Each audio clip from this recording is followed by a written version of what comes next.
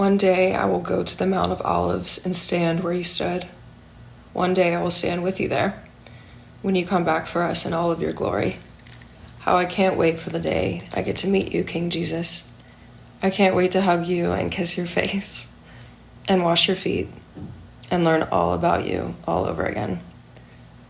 I can't wait to ask you questions. I can't wait to be in your arms like Peter in the boat. I can't wait for you to hold me fully whole and healed with you. Thank you for your life, and through it, the life that you give me.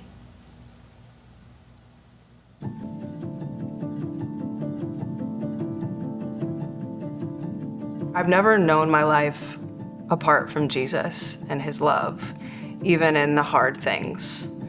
But I was also not prepared for what was to come. I was in an on and off relationship for a few years. I wouldn't say it was the healthiest relationship at all times, but it was someone that I loved and that I thought loved me. The ending of that relationship was really traumatic for me.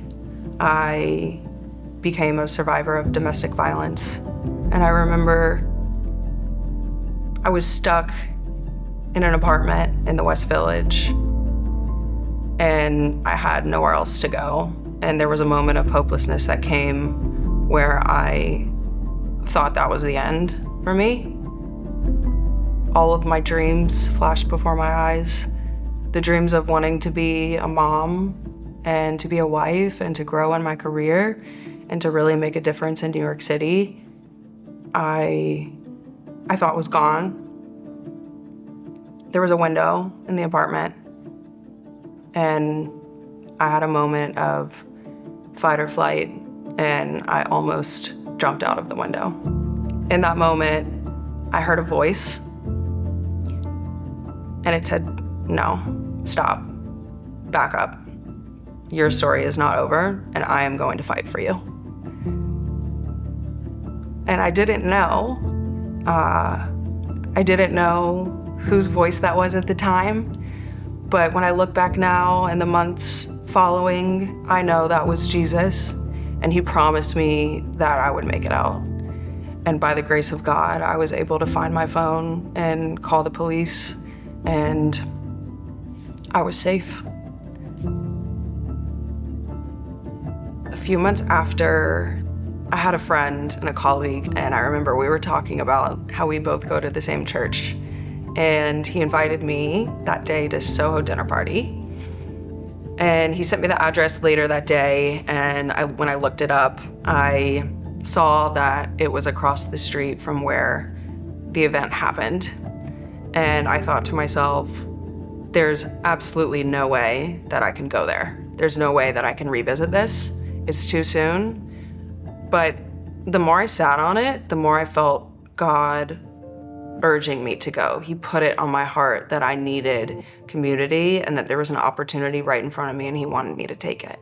And so I forced myself to go. And it was extremely uncomfortable, but God reminded me that he was walking with me. He was holding my hand the entire time. It was the first place that I shared my story.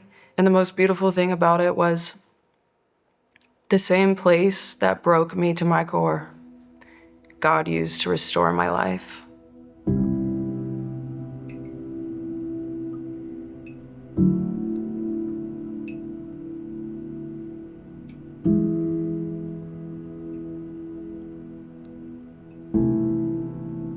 There were so many times where I was on my knees praying, sobbing, just begging God to take the pain away from me.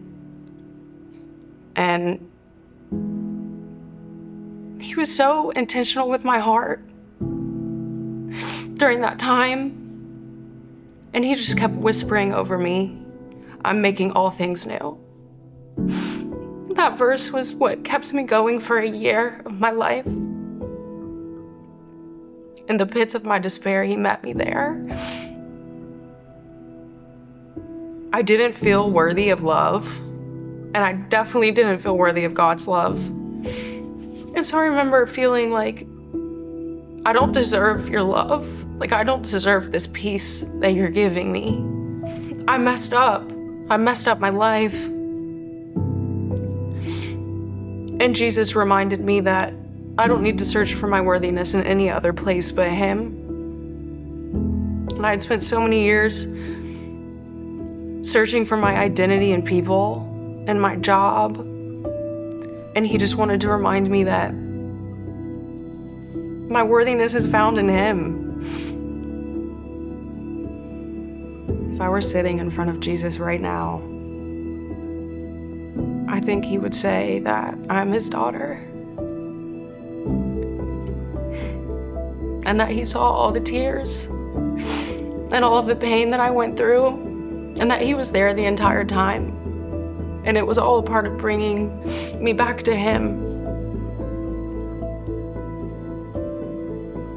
He would say that you're safe now. No matter what you do or what you say, what you do in your career and who you're with,